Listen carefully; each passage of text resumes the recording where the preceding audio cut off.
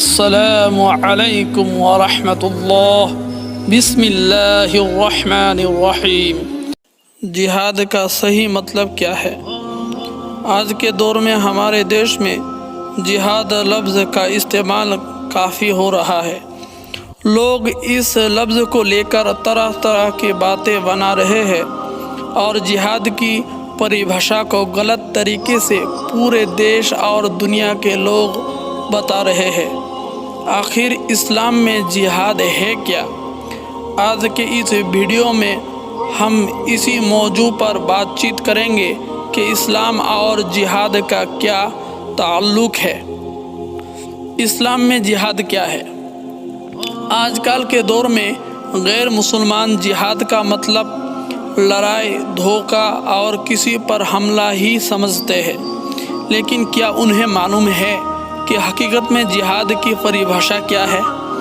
حقیقت میں جہاد کا مطلب محنت، کوشش کرنا، کسی چیز کو پانے کے لیے سنگھرش کرنا، ظلم کے خلاف آواز اٹھانا، علم حاصل کرنے کے لیے ہر مصیبت کا سامنا کرنا، یہ جہاد کا معنی ہے۔ قرآن مجید میں جہاد اور جنگ دونوں کا بیان آیا ہے اور دونوں کے مطلب الگ الگ ہے۔ اس سے معلوم چلتا ہے کہ ہر جہاد کوئی جنگ یا لڑائی نہیں ہوتا۔ جہاد کئی طرح کا ہوتا ہے، جیسے کہ اگر کوئی بے وجہ اسلام کے ماننے والے لوگوں کو پریشان کر رہا ہے، ان کو نقصان پہنچا رہا ہے اور انہیں مار رہا ہے، ایسے لوگوں کے خلاف جنگ لڑنا جہاد ہوں گے۔ اس کا مطلب یہ نہیں کہ کسی بھی بے گناہ یا ایسا جو نہیں کر رہا ہے اس کے خلاف جنگ کی جائے، کہ جہاد صرف ان کے لیے ہے جو دین کو نقصان پہنچانا چاہتے ہیں۔ اسلام یہ اجازت دیتا ہے کہ اگر کوئی آپ کے اوپر حملہ کر رہا ہے، آپ کے بیوی بچوں کو مار رہا ہے، آپ کو اس سے اپنے اور اپنے پریوار کی جان کا خطرہ ہے، تو آپ ایسے لوگوں کے خلاف جنگ کر سکتے ہو اور اپنا اور اپنے دین کا بچاؤ کر سکتے ہو۔ ایک اور اداہرن لیتے ہیں کہ ہمارے دیش کے سینیکوں کو پڑوسی ملک کے ظالم سینک مار دیتے ہیں، ان پر بے وجہ ظلم کرتے ہیں، تو ایسے ملک کے سینیکوں کے خلاف جنگ لڑنا بھی جہاد ہے۔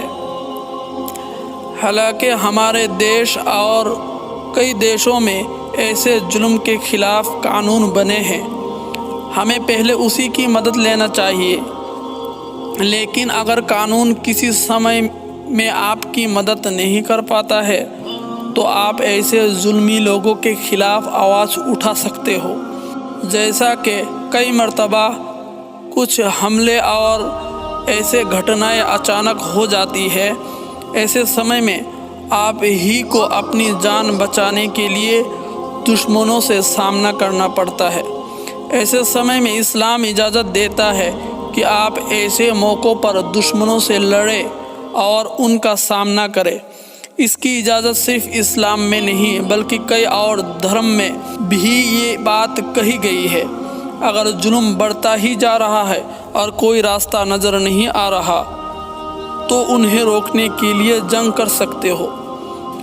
اسلام نے جہاد کی اجازت کب دی تھی؟ اس دور میں مکہ میں رہنے والے مسلمانوں پر ظالم بہت ظلم کر رہے تھے اور وہاں کے مسلمان اس ظلم کو برداشت کر رہے تھے۔ ایسا 13 سال تک چلتا رہا۔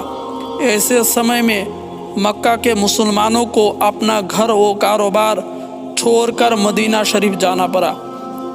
مدینہ پہنچنے کے بعد بھی ظالموں نے وہاں بھی مسلمانوں پر ظلم شروع کر دیا۔ ایسے نازک موقع پر اللہ نے اپنے مومن بندوں کو دین کے ان دشمنوں کے مقابلے کرنے کی اجازت نبی کریم صلی اللہ علیہ وسلم کے ذریعے دی۔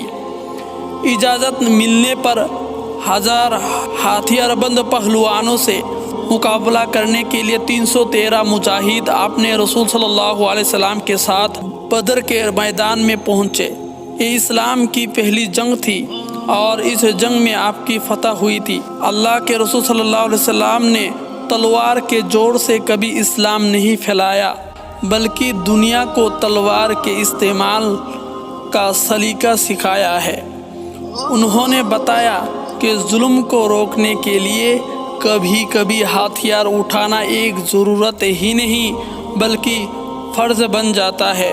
آپ صلی اللہ علیہ وسلم نے فرمایا کہ جب ظالم انسانیت اور دھرم کو نقصان پہنچانے لگے اور انسانی جان مال کی کوئی قیمت نہ رہ جائے، ایسے نازک وقت میں صرف ظلم کو دیکھتے رہنا اور گھروں یا عبادت گاہوں میں پناہ لینا کوئی سمجھداری کی بات نہیں ہے۔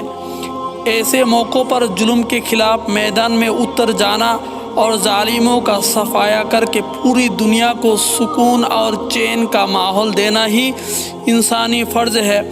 اسلام نے صرف ایسے موقعوں پر ہی جہاد کی اجازت دی ہے۔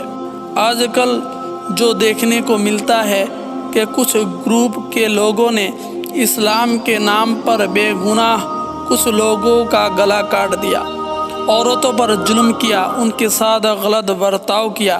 ایسے کاموں اور ایسے لوگوں کا اسلام سے کوئی لینا دینا نہیں۔ جو لوگ پیغمبر صلی اللہ علیہ وسلم کے بتائی باتوں کے حساب سے ظالموں سے لڑتا ہے، وہی اسلام میں حقیقی معنی میں جہاد ہے۔ بے گناہ لوگوں کو مارنے کی اجازت اسلام نہیں دیتا۔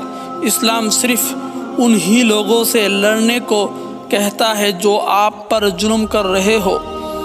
آج ہمارے دیش میں جہاد کو جو طرح طرح کے نام دیے جا رہے ہیں، ان کا ذکر کہیں بھی قرآن میں نہیں ہے۔